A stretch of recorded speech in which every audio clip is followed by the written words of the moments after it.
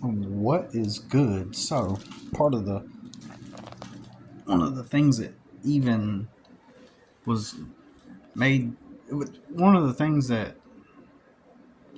kind of influenced where I'm at now in my belief systems and the things I've been through on the spiritual aspect of things has been this story, a small blip in time in my life where um, I had some rather really outstanding experiences all at once. Um, and because they all happened all at once over the course of a year, about a year, it really made everything appear to be that uh, like I had finally harnessed the powers of the universe. Right, it was like I had finally harnessed those powers.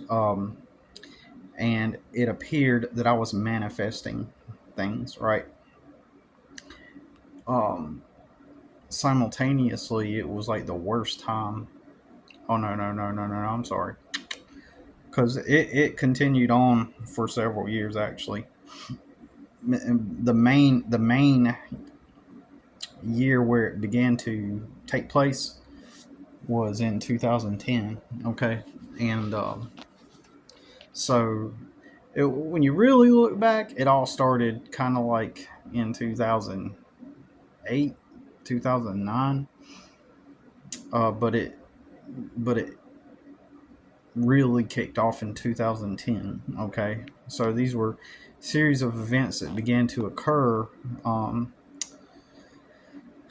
back when I had no idea what manifestation was at first. Anyway, I had no idea about uh, reality in the way we talk about it now. I was operating from the only knowledge I was operating from because I had my Christian beliefs at one point, and I was transitioning out of those. So the only knowledge I was going off of for a long time was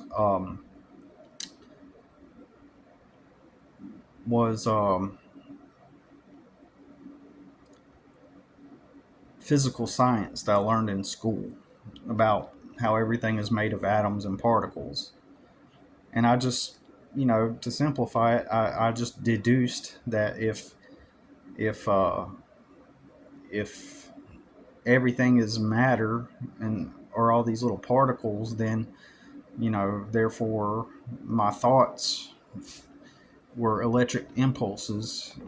Um, then if the tree outside is made of the same matter as as the matter that makes up my brain and my body, then I am just a series of fluid particles. There's just this reality is just a sea of just particles, right? And if that's the case, is it possible that somehow I could go in my mind and move those particles with my mind to retrieve something and bring it into my existence, bring it into my awareness, just off the mere possibility that, just off the mere thought that everything is just particles. And that's when I began to explore that, and and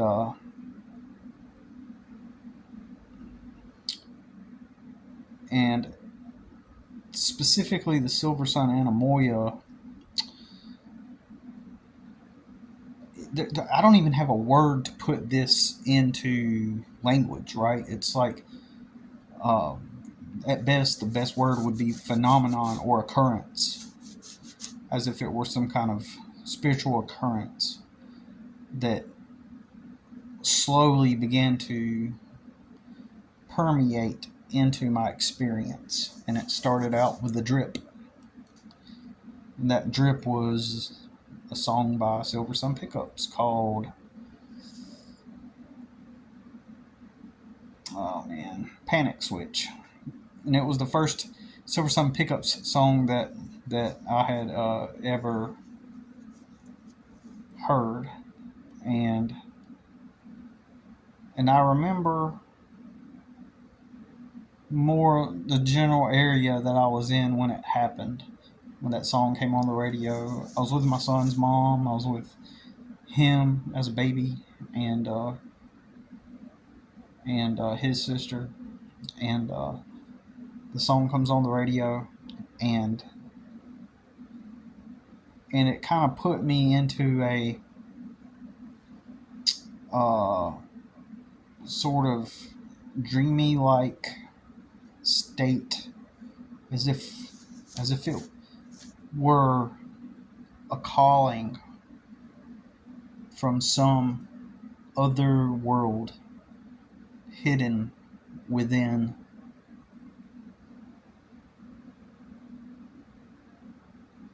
reality, in my experience, as if what I was living was a dream and I was asleep, and a voice was calling saying, "Hey, wake up, wake up, this is all a dream." As if I were in a dream,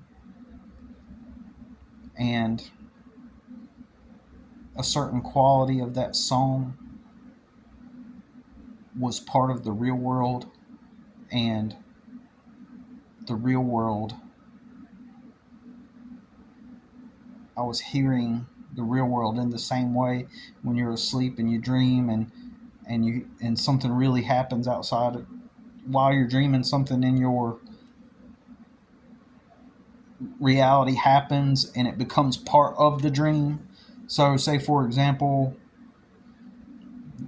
the lamp falls off the table and it crashes, and in the dream you audibly, you physically hear it with your ears, but in the dream it causes you to perceive that you've been in a car wreck.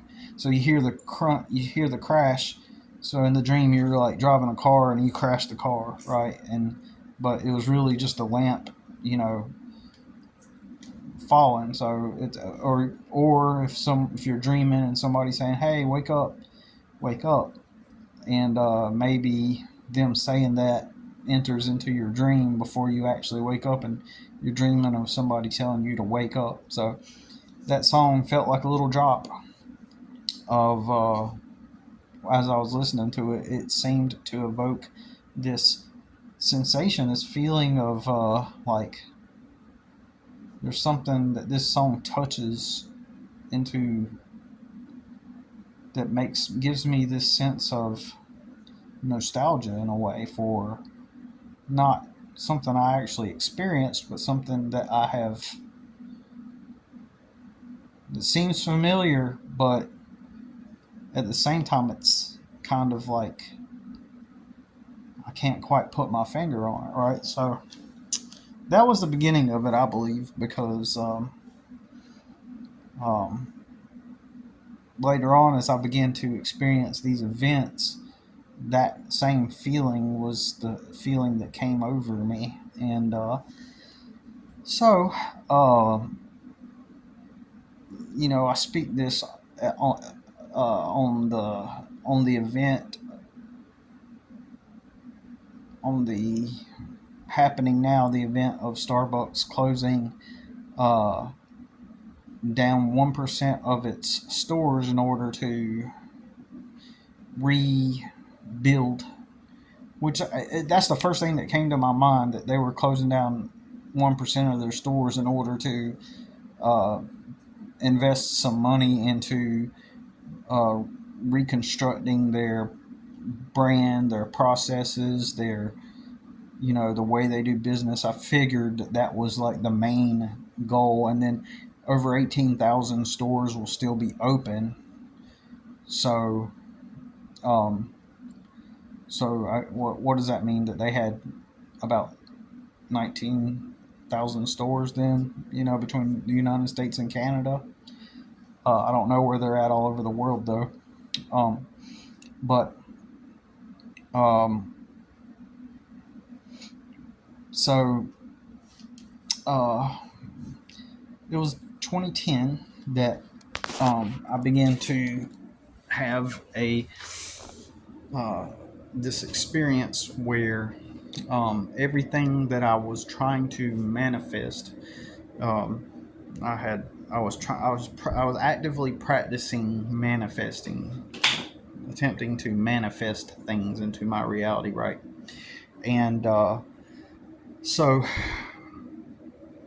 I was actively trying to do that, to like manifest money, and then I had all these visions for in my dreams for the future. You know, I had uh,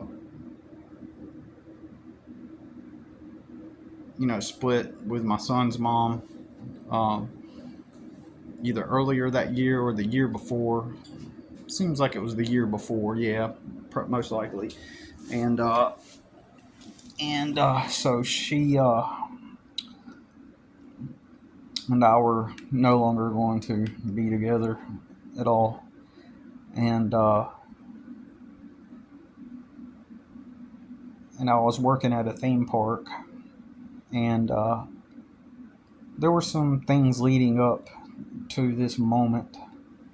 Uh, and the year before, in 2009, I would find a Starbucks to go to at night, and we had only one Starbucks where I lived, and it was the only one I went to, you know, um, and that I had been to anyways. And I always liked that concept. I always thought it was a neat place. You know, I was unaware that they were a massive company. I was unaware of that. I knew nothing about Starbucks. It was the first time I'd heard of it in 2007, 2006, 2007. But I liked it because they built it there about that time. And I always liked the idea of a coffee shop. It seemed like it would be a place where you can go relax, have a cup of coffee, read, work on something. It always, well, even before that in 2003, I used to go to a little coffee shop um, before Starbucks was even in the area. And we used to go to this coffee shop, and there would be bands that would come in and play. There was art all over the walls, and it was kind of like a creative space, so it looked pretty cool. And so that's why when I seen Starbucks all more polished and modern, it was like really cool. And so I enjoyed getting coffee, and I enjoyed going in there and trying out the different items, different drinks and stuff. So I went there whenever I was traveling in 2009. I traveled for work, and during that time I would go around talking to girls and stuff, right? And I was trying to get social, and because I had been with my son's mom for a few years, right? And and I held a lot of Christian beliefs that distorted my understanding of human behavior dynamics, because I was trying to see the world through that filter of of um, of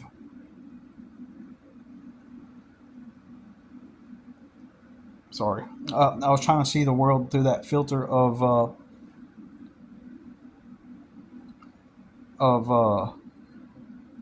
Christian lens, through a Christian courtship lens, which is all based on you know conscious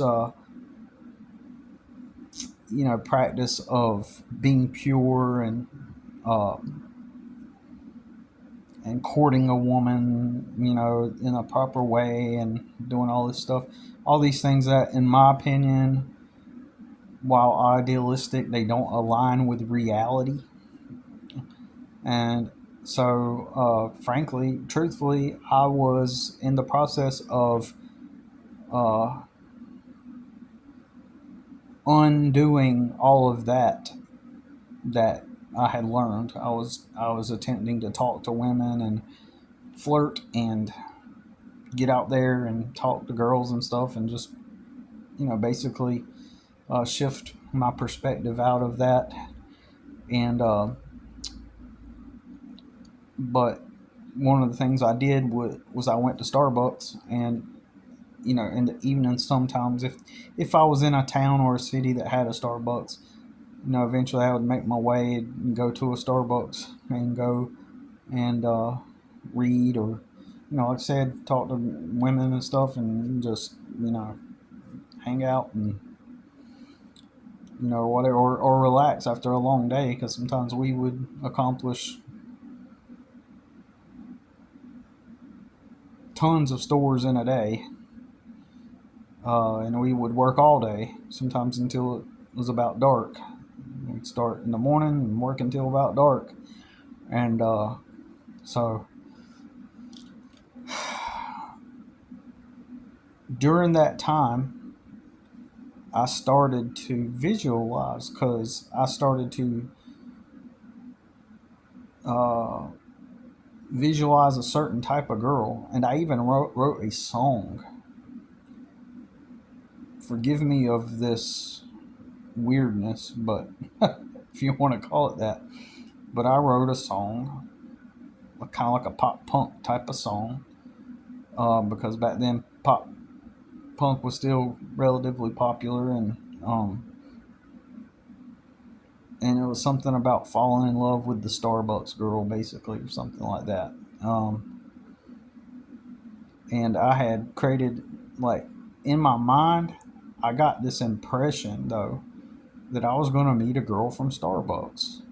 Maybe you could call this a self-fulfilling prophecy. I don't know what you want to call it. But uh,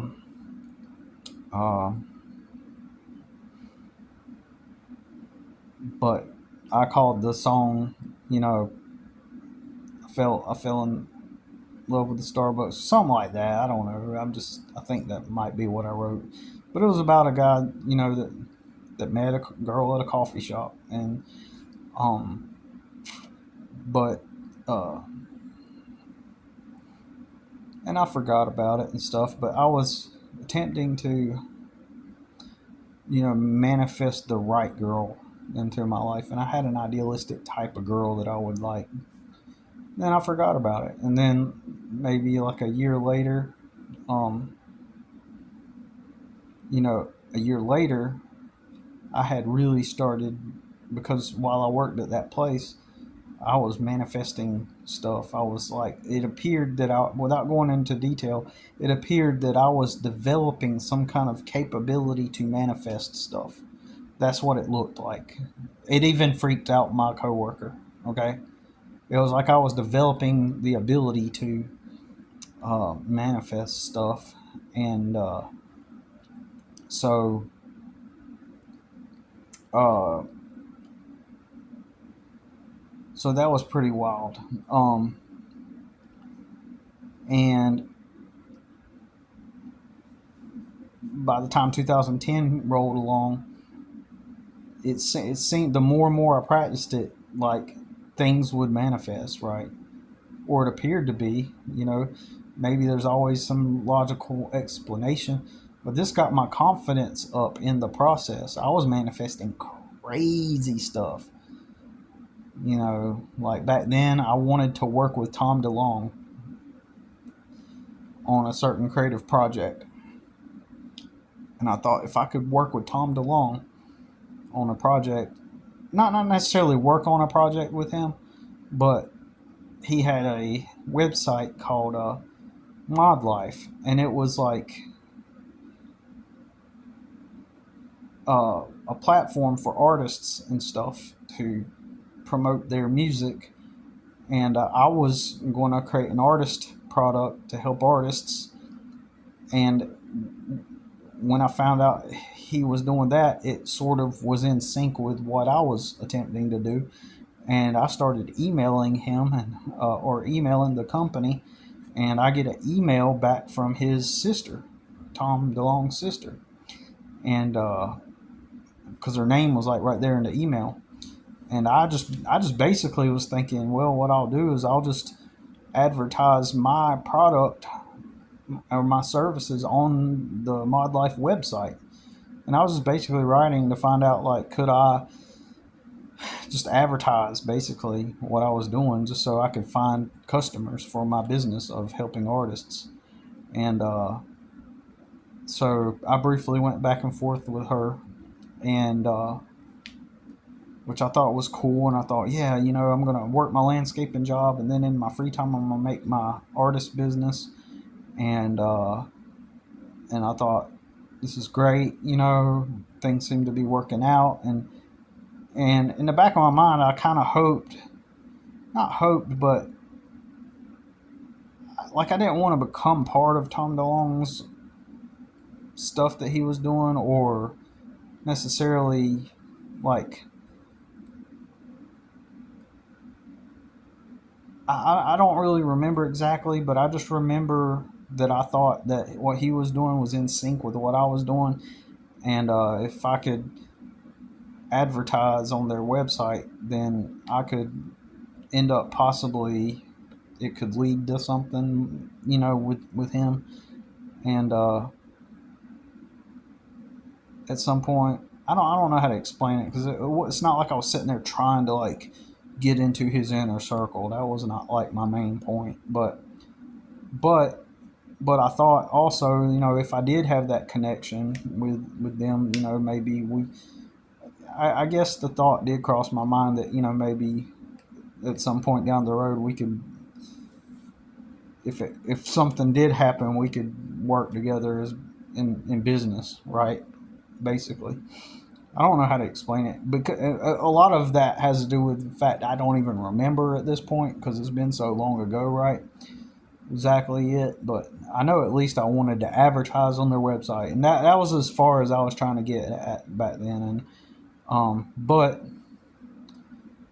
I felt so at that time, like everything that he put out, like it made sense to me on some certain level, and I thought that I was like, in sync with, at a distance, in sync with what he was doing to some extent. Um, and and then shortly after that, I go get some photography done with me and my son from this couple that I meet at a flea market. And it turns out that they are personal friends with Tom DeLonge. What are the odds? Right.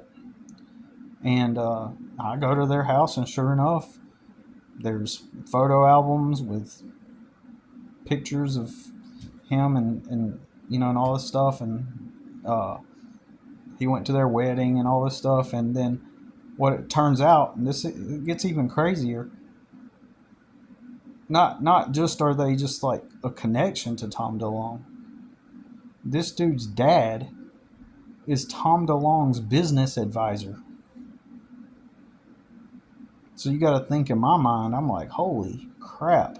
This happened 3 weeks after I emailed Mod Life and was talking to Tom DeLonge's sister. So you got to think, in my mind, I'm really tapping into something real here, right? So, and I wondered, like, well, maybe this means that I've hit a trajectory. Maybe it's not even Tom that I work with. Maybe I get some kind of business connection because I was interested in working and putting my stuff on Mod Life, right? I did not want a Mod Life account and have my own like profile and share it with others. I wanted to advertise on their website. In other words, have little, how websites have ads, on them. And I just thought it was a perfect match, because, is a perfect, if I was helping artists and teaching them how to like market themselves online, and Tom DeLonge had this platform where they could create a profile and help, that would help in with their music, then like it was basically a social media profile platform for artists, basically, is what he was doing. Um, Basically hosting a platform that they could just, you know, where they could have a presence online, basically. It was kind of weird to me because at the same time I was like, well, at the same time, they can make their own website. But anyways, I thought it could be complementary to each other to some extent, and that now I was connected to a rich dude. His dad was a multimillionaire. He was the CEO at one point of this company called Evenflow, and Evenflow makes baby carriages and stuff like that. So I thought that that this was a direct side effect of me attempting to manifest my dreams of becoming free through my art, my business, and helping artists. And I figured that connection. I'm probably, what went through my mind is, this is the connection that I need to help my artist business, to help artists get off the ground. And what are the odds that I just happen to be in that position, right? And if you don't know who Tom DeLonge is, he's the lead singer for Blink 182, and back then he was they were not together, and he did his other band called Angels and Airwaves. And so, but yeah, I was wearing Tom DeLonge's shoes that Tom DeLonge had touched and given to my friend as a gift. Um, I have, you know, in their living room, there's like Tom DeLonge has signed their wedding list, and all that stuff. So crazy. So you got to think at that point. I'm really thinking that um,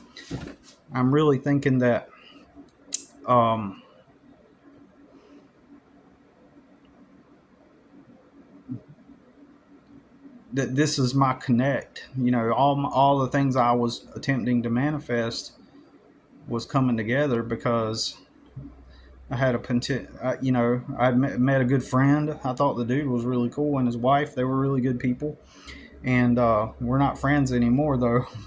That's another story. Uh, but I'm not trying to.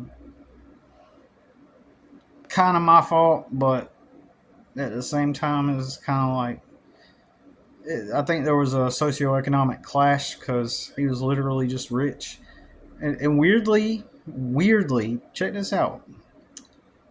This dude was also a lot like me. He was a rich kid. He grew up rich. We were both hardcore Blink 182 fans. Before his dad started working with Tom DeLonge, um, before his dad started working with Tom DeLonge to give him business advice and and stuff, um, he was a Blink 182 fan, like hardcore. And when his dad told him that that's who he was going to work with, he said he became like he was like instantly like put into like a I don't know, like a fanboy state of mind, at the time, because he was still like young and stuff, and that he was about to meet his favorite artist because his dad started doing business with him. And that's an interesting coincidence. Isn't that a weird coincidence too, right? That ended up happening for him, and then it ends up happening for me. But he also was just, and he lived in California at the time, in that area where Tom is from. And so out there, that everybody's liberal. Tom DeLonge is a big pothead, according to my old friend. Tom DeLonge is a big pothead. Um, and of course, and you go out there and it's all liberal, and the drugs are just flowing, and everybody's all about the drugs and the get high. It's the culture, it's the mainstream. Um, Even though Blink is kind of like branded as outlier and rebels and punks, right? When in reality they really are mainstream. Really, like their whole lifestyle that they lived, that they branded as rebellious, is the mainstream, as I always talk about here. And so my buddy, being out there in California and stuff, what are the odds that he also ends up uh what are the odds that he also ends up being like me, where he never did drugs, he never smoked, He remained like he was like straight edge, you know. So he didn't do anything, right? No alcohol, nothing. You know, I at least had some drinks, you know, some alcohol, right? And yeah, he was just 100% drug free. Did not be part of, was not a part of the no, and didn't want to. And he was also super Christian. Now, when I met him, I was no longer a Christian like that, but the fact that we both had that commonality, what are the odds of all this stuff happening, right? So, anyways, so all of this makes it seem like we would end up becoming friends. He was like the equal opposite rich version of me, right? In a lot of ways, I felt, you know, and so I think that, you know, the only different, you know, like never did drugs, big Blink fan, never smoked and all that stuff, and just and that gave us a lot of what felt like a lot of commonalities. The only difference, I grew up like piss poor, dirt floor poor, and he grew up ultra rich, right? Like his dad was a multi-millionaire, right? Like, and like I said, and his dad, like, he's just a consultant for big businesses. Like, I'm talking about major corporations, right? So, um, what are the odds of that happening, right? And this all, you know, came as a result of me putting it out there, attempting to manifest. Well, eventually, you know, later that, so I'm really on fire with this. Like now, I'm really thinking, yeah, I've got a really good friend, I've got a really good business connection, and even and I was going to end up meeting Tom DeLonge too at some point. He was going to get me backstage to their show, right? And so we can meet. But at that point in his life, though, he was not like no longer a fanboy and all that stuff. Like he was still a fan, but he was just more like of a friend with Tom and stuff. And he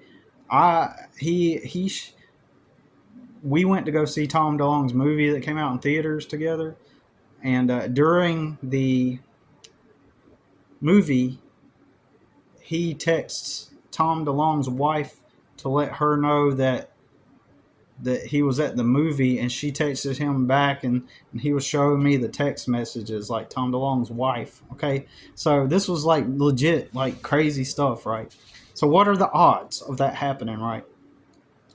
So I'm really like in a swirl, and like I'm really working hard. I'm working multiple jobs, but like I'm trying to get my art business thing together too at the same time. But I'm also going through all the legal stuff also. So paradoxically, right? And so my confidence is up. I feel like things are changing, right? I'm confident, like uh, I can, you know, talk to girls better and stuff like that. Like it was weird always being poor, and then like, you know, when I feel like I'm on a roll, it boosts my confidence, and it's more easy to like talk to women when you don't feel like you have the stress of life and everything on you. Like it makes you feel like you're more open to talk to people in general, which means obviously you're gonna talk to more girls and stuff. And so eventually, one day I go into Starbucks, and it's one October, you know. And let me tell you how my brain works. My brain naturally, kind of like Rain Man, categorizes events, and I can remember months and things when things happen, and dates often. Like I can often remember, like in my brain, all throughout the decades, I know certain years, certain things happened that seem irrelevant, and my brain just kind of categorizes everything in a sequence, and I can remember. This is why I can remember so many details. But so like I seen this girl. You know, I could tell she was kind of younger than me, and it's, you know, I'm 29 at this point, and she's behind the counter. She's a new girl, and everyone treats me nice because I'd been coming there every morning to get my coffee, you know, for a while. And back then, coffee was $1.62 for a small coffee. and I might get a cinnamon roll or something, most of the time. And back then I was still eating breakfast, regularly, and I'd get a sausage, egg, and cheese sandwich or cinnamon roll, something like that. And then, well, anyways, I would go in there for not long, for a bit, and eventually, I did not know it, but that girl started to like me, and I didn't really like her at first, right? Uh, you know, which is weird. Weird. Usually, if I see a girl that I like physically and that I find attractive, like if I see a girl like that, like I will immediately go, "Wow!" Like you can feel it. You're like, "Whoa!"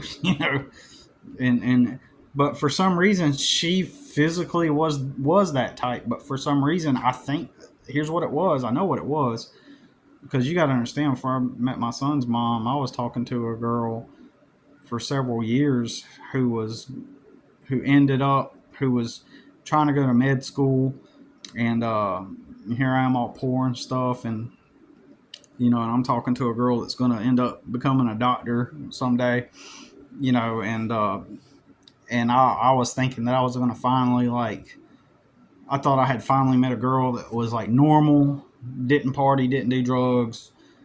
Her only goal in life was to be a doctor. She didn't care about partying or doing drugs or smoking, and she just wanted to be a doctor and be normal. But she grew up in an upper middle class family. But uh, That's a crazy story. But because that didn't work out, and she ended up kissing a guy in front of me on purpose, like I guess to try to harm me. I don't know why. That's a whole nother video. Um, it made me hard on the inside. And so I think that the reason why when I saw that girl at Starbucks, like I was still like I acknowledged her the way she looked. Like I didn't even feel any attraction. Like even though physically I acknowledged, hey, that's the type of girl that I like. I also just was like cold, kind of, right? I know a moment ago I was talking about how when you're feeling good, you can talk more and stuff like that. But at the same time, there was also this part of me that was just like I did, like I don't know. I just felt cold, right? Maybe that's the reason why, because maybe all the regular confidence I had with everybody else was just cool, but maybe part of my brain goes, "Oh, that's the type that you like," and then something in my subconscious says, "Shut that down," and so therefore, I just mostly ignored her, really. And of course, I think we all know how that works. But aside from that, I just aside from the explanation, like I just ignored her and I didn't think anything of it, and I just go in there and do my thing. And eventually, she started being all sweet on me. Like I'd go in there and she'd get a coffee. She'd be like, "Don't worry about it." And then I'd get like a coffee and a sandwich, and she'd be like, "Don't worry about it." And she kept giving me free food, and this girl was like really pretty too, right? Like super pretty, right? Like you know, uh, and what a lot of people would look at her and be like, "Oh, I can't," like a lot of dudes would be like, "Oh man, she's way out of your league," kind of like girl, right? And and so over time, that began to build up on me, right? And over time, it began to break through the hardness I had. Somebody was giving me some attention. Somebody was actually showing me some love. You know what I'm saying?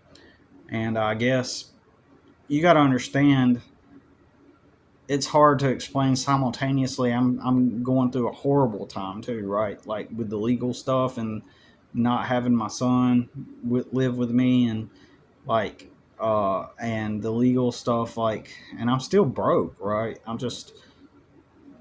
It's weird for me to say like, oh yeah, I was like feeling good, but at the same time I was like I still had been impacted by all the events that I had experienced living with my son's mom. So there was that too. And eventually, I started to kind of like that girl, you know. But it took me a few months before I even cared to ask her out.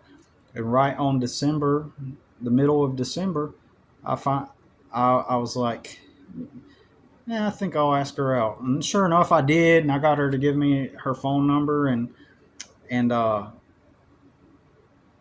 think and she was just like beaming with happiness, right, right. Like I saw the look in her face, like I could tell that she liked me. At some point, it became obvious that she liked me, right, and then I started to like her, you know, become interested in her too, um, and so um, you know, I could tell she was beaming with happiness, right, like it's what it looked like anyway, and like and so uh, finally I get her number, and then when I go to work, when I get to work and I'm around the guys and stuff, oh yeah, and that day was a weird day because like I was late for work that day for whatever reason, and so I got there because I went in, clocked in at 6 o'clock in the morning at the theme park to do landscaping, right, and then but that morning I was at Starbucks later than usual at 7 a.m. to get my coffee before I went up um, to where I needed to be. I think my truck broke down that morning actually, and on a whim I just said, you know, fuck it. Like it'd been like October, November, December. So actually, it was August that I first seen her. August, September. Yeah, and then I didn't really start noticing her kind of like until she started giving me the free stuff in October, right? That's what it was. And then uh, over the as time passed, she, you know, um, anyways, increasingly it built up to the point to where I got her number and stuff, and then you know, and then we started planning to get together and whatnot. Um, but uh, so, anyways,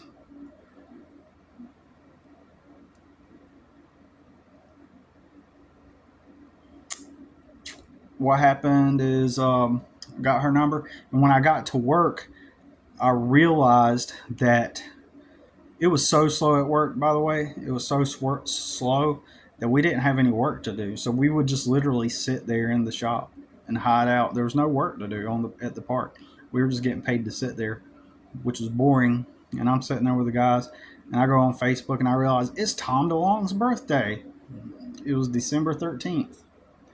And I was like, huh, I got her number on Tom DeLong's birthday. Of all things that have happened this year and all this stuff that I've manifested this year, I end up asking her out on Tom DeLong's birthday. So, anyways, that was how I ended up like connecting up with this Starbucks girl, and so uh, what's interesting is her name, and I believe that, and I'm not going to tell her name on here, but her name ties with the whole Starbucks brand, which is weird. It gets really weird, and that's all I'm going to say about it for right now. Uh, Openly, that's all I'm going to say about it for right now. But later, I discovered that the Starbucks logo was a siren, which was a demonic entity that screams and lures men into their realm and kills them and takes them into the dark abyss or something, which is interesting. And then you know, so basically logos are magic. Okay, logos that are on buildings are magic, and so in my opinion, so if you view it through that lens, logos are literally symbols. That's how magic works. You create a symbol and you alter people's behavior, okay, through symbols. And a logo therefore is magic, and a logo is influencing and altering people's behavior. And then you put a logo of a screaming siren And the two fins, years later, several years later, I was up in Champaign, Illinois, and me and my buddy, we stopped at Starbucks, and I noticed the logo. I was like, wait a minute. I knew it was a siren, but the two fins are like two legs. You ever, you know, the position, a woman with her two legs open and her legs are back like that. That's what that logo looks like to me. It looks like a woman opening her legs, right? Which is subconsciously putting out a sexual symbol, which subconsciously puts in people's minds, it influences their behavior, right? And subconsciously, I think people subconsciously get that impression, even if they're not thinking about it. And as they say, sex sells. And so, um, so I think that is part of their whole design and their brand. And so, anyways, I wanted to include that. And I honestly think that in retrospect, that girl was placed into my experience to distract me from everything that had been happening. Or at one point I thought that it could be that I'm just rationalizing all this stuff, or that I rationalized all this stuff and made my own sense of it. You get what I'm saying? Meaning, like, I applied the meaning to all these random things and made them out to be more than what they really are. So I keep that in mind too. I try to be fair and real and balanced. And I just want to say that um, it's a little crazy, so that it, worked out that way.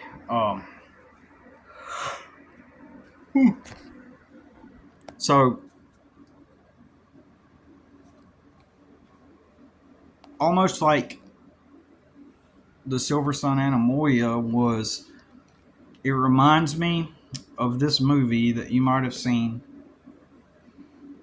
I mean, I'm sure there's different movies that are similar to this concept. God, man, I can't remember the name of the movie. Somehow, people get pulled into this alternate realm that they can't get out of. There's a movie about like the purple something. I can't remember. You might have to look it up. It seems like it's written by a very liberal person. It has the theme of trans in it. Like the people in the movie are trans, I think. But aside from the whole trans issue or whatever, just ignore that and just in the movie, um, they get this curse put on them or something, and they are stuck in this realm where they can't get out of it, and they don't know it. They don't know that they're actually in a false world, and someone has put them in that false world, and one of them ends up trying to wake the other person up. Like in the real world, they are both, if I'm not mistaken, in the movie, both of them are women, and I think that they're like in a relationship together, but somehow some entity has put them into this reality, this false reality where they grew up, like they've lived a whole lifetime in this false reality, and in this movie they're like friends or something and neighbors or whatnot, and but one of the girls in this false reality is actually a guy, right? And eventually they discover, or one of them discovers, that the reality is not real and manages to somehow escape. And then the whole plot of the movie is that they're trying to escape this reality. It's almost like, I feel like the Silver Sun anemoia is exactly that. It is, after the things that I've was going through to build myself up, along the way, the dark reality sent these distractions my way, including the Silver Sun anemoia, and the fact that I met this girl at Starbucks, and Starbucks has the siren, And during that time, it's almost like the dark reality was trying to pull me into. And so these visions of this reality that I had anemoia over, that felt like the real world at the time. It's almost like it was trying to get me to create that world, or lure me into some kind of delusion, in other words, right? Because after I met that girl, I began to have visions. And when I say visions, I mean mental, like in my mind, it was like impressions of what seemed like memories of alternative. This is also, I'm a very highly creative person. I have synesthesia. I often see things both in abstract, visually in my mind, in colors, sounds, feelings, smells. Like I see it all. You know, I have that synesthesia, and so it could be my creative. And I see things in abstract, play out in abstract forms, but I also see things play out in my mind as movies. And so I have a very vivid and colorful imagination, right? I dream in color. All my senses are, present in dreams. Everything from smell, all five senses in my dreams have been part of my dreams and stuff. And so I'm a highly creative person. So I have to consider that a lot of these like projections and these, so like I was already having this, and when I met that girl, it kind of like exacerbated that. It was like, remember I said it dropped, began to slowly drop into my experience, and then finally I met her, and then it's almost like that opened up the floods, after the events of that whole year already that had transpired. It was like it kept building up upon each other, and I almost felt like wow, I mean, this is like I'm meeting like, even though, and it's irrational because I didn't even know the chick, right? And to this day, let me proclaim this and say this: I don't even know who the fuck that girl is, right? But I did feel some things from her, like intuition wise. Like I could read people and stuff, and I can feel that she wanted to think alternatively. She wanted to be different, but in my mind, the whole time I knew her, I knew that I was dealing with a girl that has already, before I even got to know her, in my mind, I already partially categorized her as being like most women, where they care about fitting in, and that she is part of the system. She has already succumbed to the peer pressure and has conformed. And she's one of those people that feels like she's different, but what she actually does is conformity, right? She conforms to the system, and I knew that I was battling that. If I was going to get to know her, I would be battling the system through her, that operates through her. Like I would be dealing with someone that needs to fit in. I would be dealing with someone that doesn't, that has FOMO, that wants to act like she's unlike the rest, and when in reality, I knew that by, if I ever even started seeing her, I would immediately be dealing with that. And it's the same with all the other girls I've been with. So she's literally unlike any other. There's that part of her that wanted to be different, right? And not, and that did not like who she was, right? Uh, and she did not, it's hard to explain. I gather from my limited experience with her and just reading her, just by merely reading her, and I think that's part of the energy that she emitted. Like she did not want to be like everybody else, but she would be weak enough to succumb to that. So she would be weak enough to succumb to that pressure. So I was not willing to do that, and I knew that she was, and I knew that that would cause conflict from the beginning.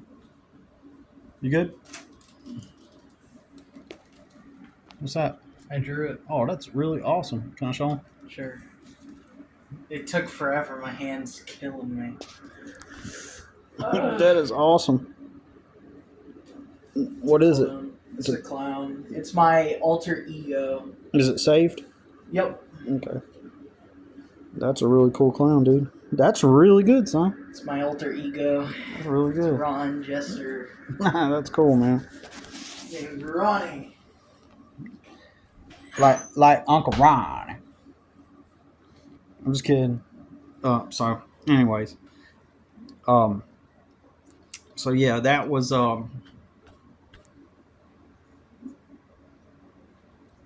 ultimately I think that she was a distraction. I think she was someone, like I said, that let's say that we did start seeing each other. We ended up not beginning to see each other, right? But something about that moment created a certain chaos within me because it just stacked upon all the other things that was happening.